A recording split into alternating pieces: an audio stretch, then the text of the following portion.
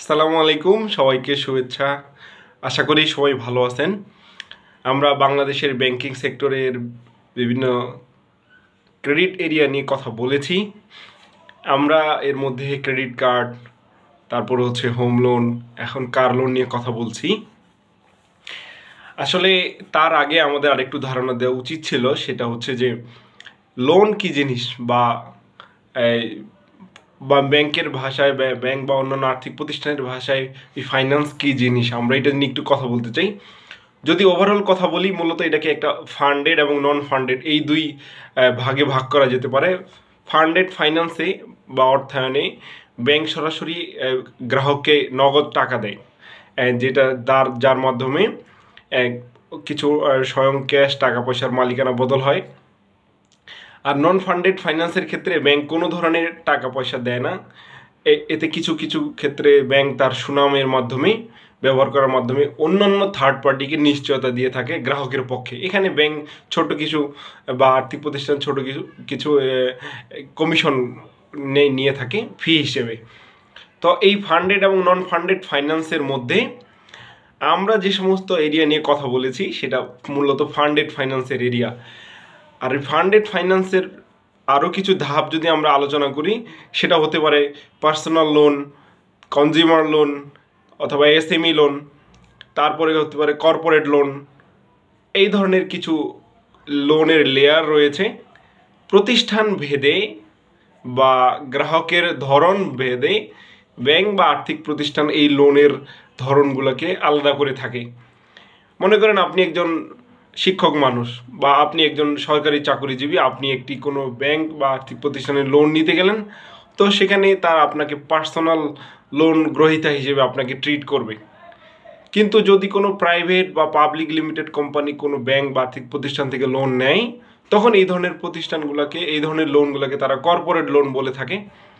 আবার যেহেতু আমাদের দেশে যে সমস্ত প্রাইভেট পাবলিক লিমিটেড কোম্পানি রয়েছে বা কোম্পানিগুলো রয়েছে, এই কোম্পানিগুলোর বিভিন্ন ধরনের উপর ভিত্তি করে ক্ষুদ্র ব্যবসা, মধ্যম ব্যবসা বা বৃহৎ ব্যবসা এই নামে বিভিন্ন ধরন ভাগ করা রয়েছে। সেই অনুযায়ীও ব্যাংকসমূহ ফাইন্যান্সের ধরন নির্ধারণ করে থাকে। কারণ একজন গ্রাহকের কাছে যেভাবে 10 কোটি টাকার কখনোই লোন দেওয়া যেভাবে অপ্রয়োজনীয় অথবা প্রয়োজন হয় না, ঠিক একটি বড় কর্পোরেট প্রতিষ্ঠানকেও এই 1 কোটি টাকা বা 10 কোটি টাকা দিয়ে লোন দিয়ে হয় না। এই কারণেই ব্যাংক বা আর্থিক প্রতিষ্ঠানসমূহ এই তার প্রয়োজন অনুযায়ী বা ব্যবসায়িক ধরন অনুযায়ী এই ধরনের লোনের বিভিন্ন যে লেয়ার রয়েছে এই লেয়ারটাকে ডিভাইড করে। তো আমরা যে সমস্ত লোন নিয়ে কথা এর আগে বলেছি, বা আমরা যদি আবার কথাগুলো আমরা জানাতে চাই, ব্যক্তি ক্ষেত্রে যে সমস্ত লোন বা যে সমস্ত ঋণ গ্রহণ করে বা ব্যাংক বা আর্থিক প্রতিষ্ঠান দিয়ে থাকে, সেটাকে পার্সোনাল লোন বা ব্যক্তি পর্যায়ে লোন হিসেবে ট্রিট করে। এবং এই ব্যক্তি পর্যায়ে লোন গ্রহণ করার সর্বোচ্চ লিমিট হচ্ছে 20 লক্ষ টাকা। 1 লক্ষ টাকা থেকে 20 লক্ষ টাকা পর্যন্ত, অথবা 1 টাকা থেকে 20 লক্ষ টাকা পর্যন্ত হতে পারে। 20 লক্ষ টাকার উপরে কোনো ব্যক্তিকে ব্যক্তি পর্যায়ে লোন দেয় না। এরপর যদি আমরা ধরি যে ব্যক্তি পর্যায়ে লোন শেষ হয়ে গেলে যদি আমরা মধ্যম পর্যায়ের বা এসএমই সেক্টরে যে সমস্ত প্রতিষ্ঠান রয়েছে তাদের জন্য লোনের লিমিট আলাদা রয়েছে। কর্পোরেট যে সমস্ত প্রতিষ্ঠান রয়েছে তাদের জন্য লোনের একটু ধরন আলাদা রয়েছে, তারা তুলনামূলক বেশি সুবিধা ভোগ করে। এবং এখানে কিছু আলাদা লোন রয়েছে, যে সমস্ত লোন শুধু ওই প্রতিষ্ঠান ভেদে দেয়া থাকে। এখানে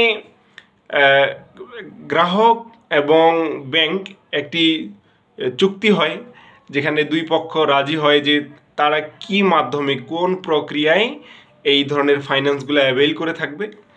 এই হলো মূল ইস্যু।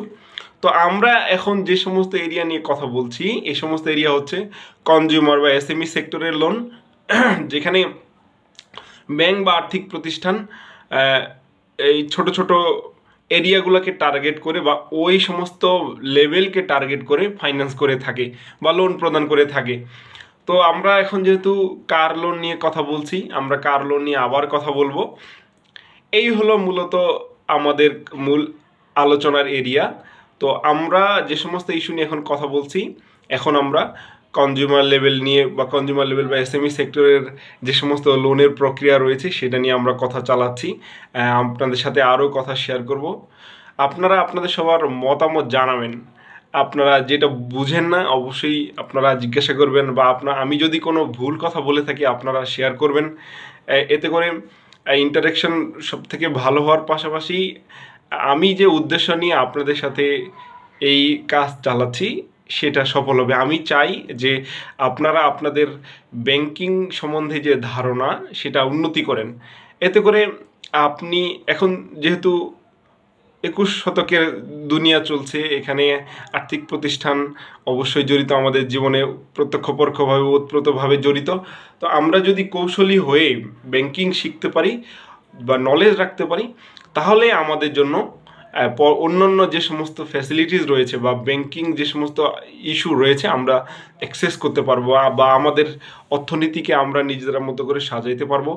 ব্যক্তি পর্যায়ে আমরা আমাদের ফাইন্যান্সের ধারণা ক্লিয়ার করতে পারবো, বা প্রয়োজনে আমরা আমাদের যদি কোনো আইডিয়া থাকে বা আমাদের যদি কোনো উদ্ভাবন থাকে সেখানে আমরা ফাইন্যান্সের মতো চিন্তা ভাবনা করতে পারি।